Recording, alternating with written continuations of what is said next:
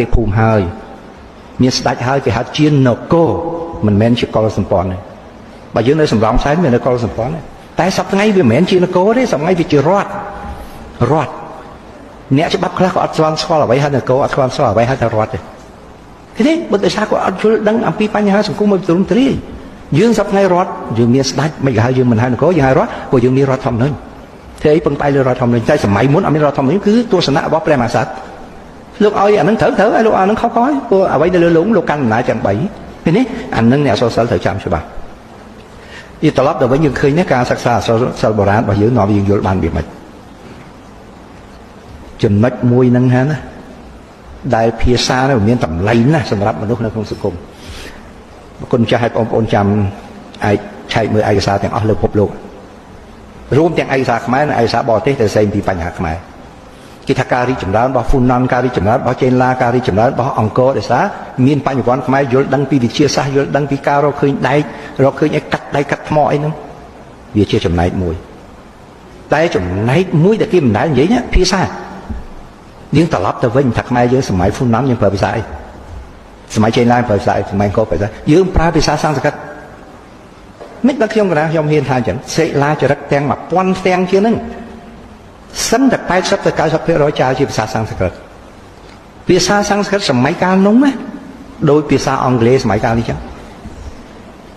ជនជាតិសិង្ហបុរីណា90%ជាអង់គ្លេសគឺនេះភាសាហ្នឹងវាជាតំណែងតំណងធ្វើឲ្យមនុស្សហ្នឹងមានតាក់ទងគ្នាធ្វើឲ្យមនុស្សហ្នឹងអាចចាប់បាននៅបច្ចេកវិទ្យាហ្នឹងអញ្ចឹងសម័យកាលនោះជនជាតិខ្មែរយើងចង់តាក់ទងឥណ្ឌាដល់តាក់ទងមួយអឺរ៉ុបដល់តាក់ទងព្រោះភាសាសំស្ក្រឹតវាមុនគេបំផុតនៅលើពិភពលោកហើយយើងដឹងថាភាសាសំស្ក្រឹតភាសាបាលីវាល្អណាស់សូម្បីតែអស់រយៈពេល 3-4,000 ឆ្នាំមកដល់ក្រោយនេះហើយហ្នឹងណាអ្នកវិទ្យាសាស្ត្រនៅបច្ចេកទេសបង្កើតពាក្យរបស់ឲ្យមកប្រើបង្កើតសម្ភារៈឲ្យប្រើក៏បាលីមានពាក្យទៅចំនួនដែរក៏សំស្ក្រឹតមានពាក្យចំនួនដែរបានន័យថាតម្រង់ក្បួនវិជ្ជារបស់គេវាល្អតម្រង់នៃការបង្កើតពាក្យខ្មែរយើងអត់មានពាក្យចំនួនទេតែមើលគណៈកម្មការខេមរយានកម្មបង្កើតឡើងលើកទី1លើកទី1គឺសម្ដេចព្រះសមេធិបតីជួនណាលោកជាព្រះប្រធាននៅសល់សំនៀងលោកដល់សប្តាហ៍ថ្ងៃលោកថាទី1ខំបង្រោភាសាខ្មែរយកមកសងឲ្យអស់លទ្ធភាពតែបើរោមិនបានទេសូមឲ្យយកភាសាបាលីសំស្ក្រឹតមកសងហើយបើរោមិនបានទេចាំយកភាសាអឺរ៉ុបនឹងយកខ្ចីមកតម្រង់ទៅកន្លែងហ្នឹងយើងឃើញថាភាសាបាលីសំស្ក្រឹតពេលនោះគាត់ថាមានតម្លៃសម្បើមសម្រាប់ជនជាតិខ្មែរនេះជាចំណែកមួយដែលយើងចេញពីអក្សរសិល្ប៍នេះដែលយើងរកឃើញនៅក្នុងសាលាចរិតអឺរ៉ុបឃើញហ្នឹងឯងនៅក្នុងចម្លាក់នៅក្នុងគំនូរហ្នឹងដែលបង្ហាញឲ្យឃើញពីដំណើរវិវត្តនៃសង្គមខ្មែរថាមានការរីកចម្រើនយើងភាសាជាចំណែកមួយយើងសួរត្រឡប់ទៅវិញថាបងប្អូនសិក្សាអក្សរសិល្ប៍នេះបានមួយឆមាសមួយឆ្នាំហើយមួយចាំមិនចាំខ្ញុំចាបងប្អូនដែលឃើញអត្ថបទណាមួយដែលនិយាយពីអក្សរសិល្ប៍សម័យហ្វ៊ុនណនទេមិនចេះឡាទេសម័យអង្គរទេយើងរៀនតែរឿងរាមាយណៈមហាភារតៈកោសមុទ្រដោះរឿងសិតទៅចោលពីគម្ពីរវេទមកចុះសួរតែខ្មែរមានទេមាននៅណាទៅសិលាចារឹកហ្នឹងនៅផ្ទាំងចម្លាក់ផ្ទាំងគំនូរហ្នឹង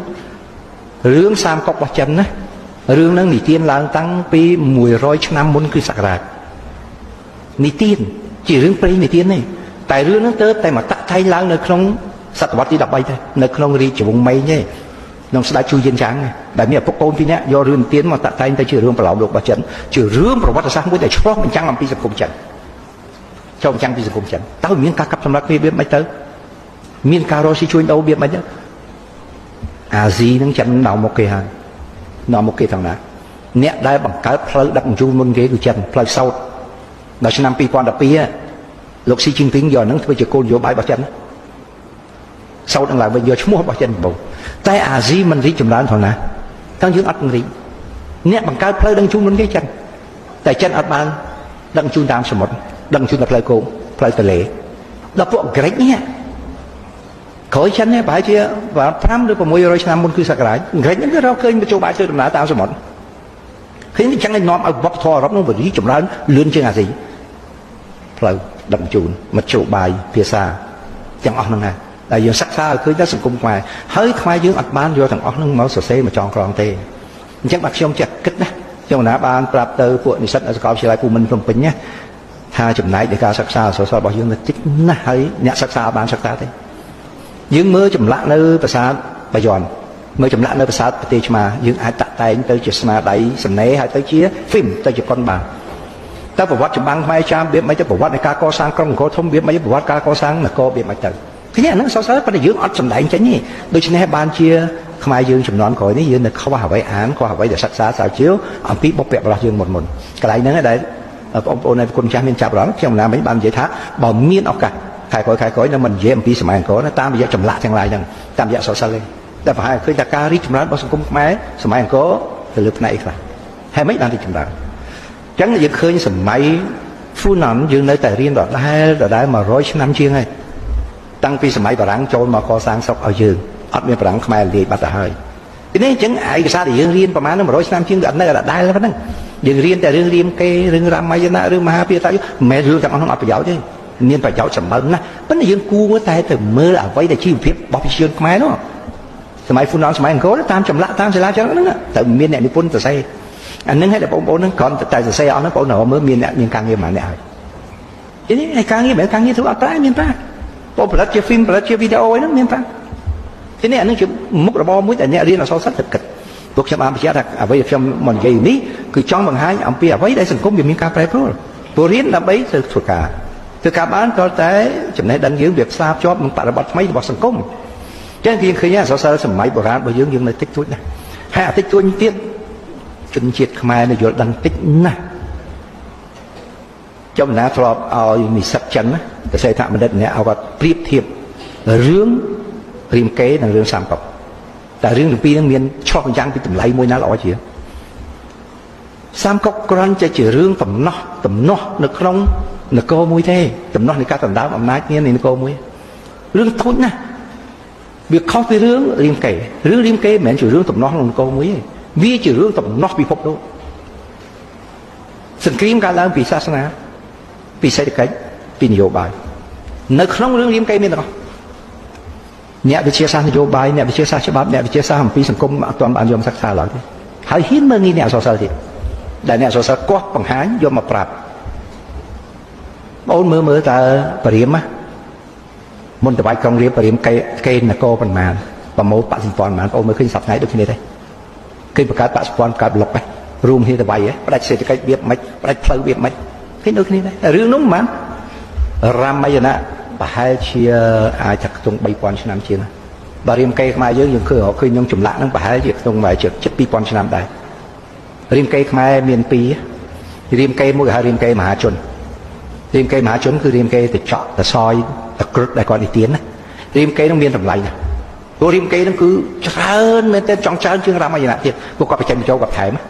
គាត់បញ្ចូលនៅមនសិការបញ្ចូលនៅទស្សនវិជ្ជាស្អីសង្គមដែលគាត់រស់នៅរាមកេរ្តិ៍ដែលបងអូនរៀននេះគេហៅរាមកេរ្តិ៍បញ្ញវន្តរាមកេរ្តិ៍នឹងមិនសូវមានតម្លៃរាមកេរ្តិ៍របស់អ្នកអង្គម្ចាស់វត្តឆៃយាវង្ស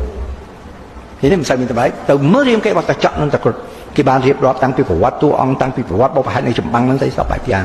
តាំងពីសាសនាតាំងពីសេដ្ឋកិច្ចតាំងពីនយោបាយតាំងពីច្បាប់តើចងច្បាប់វាមិនប្រទេសមួយដែលបង្កើតសង្គ្រាមហ្នឹងក៏ចងច្បាប់វាមិនដំណាក់កាលទី2នៃអក្សរសិល្ប៍យើងហ្នឹងគឺដំណាក់កាលសម័យកណ្ដាលហ្នឹងគឺស្នាដៃអក្សរសិល្ប៍ងាកទៅរកការសិក្សាអំពីអក្សរសិល្ប៍ពុទ្ធនិយមអក្សរសិល្ប៍ពុទ្ធនិយមគឺយើងយកដំណើរជីវិតរបស់តួអង្គពោធិសត្វហ្នឹងយកមកសិក្សាហើយពុទ្ធនិយមនេះយើងឃើញអ្នកអក្សរសិល្ប៍ពុទ្ធនិយមខ្មែរសពថ្ងៃចែកជា3ពុទ្ធនិយមសុទ្ធពុទ្ធនិយមคล้ายនិងคล้ายរហេតុខ្ញុំសូមបញ្ជាក់វិញថាអក្សរសិល្ប៍ព្រាហ្មណ៍និយមឬពុទ្ធនិយមដែរជាប្រភេទស្នាដៃតន្ត្រីហើយខ្ញុំនិយាយពីតន្ត្រីមិនដឹងថាគុណចាស់បងប្អូនយល់អត់ណាស្នាដៃតន្ត្រីកើតនៅកន្លែងហ្នឹងបញ្ចប់កន្លែងហ្នឹងហើយដំណើរវាខ្លីក្បួនត្រីឯកភាពតន្ត្រីហ្នឹងតន្ត្រីបុរាណតែបើយើងនិយាយពីតន្ត្រីទំនើបនេះគឺកើតនៅសតវត្សទី17នៅបារាំងគឺរឿងកិត្តិយសស្នេហ៍សេចក្តីស្នេហាលើស៊ីតបកកនៃហ្នឹងកកនៃបៃតាតន្ត្រីទំនើបហើយ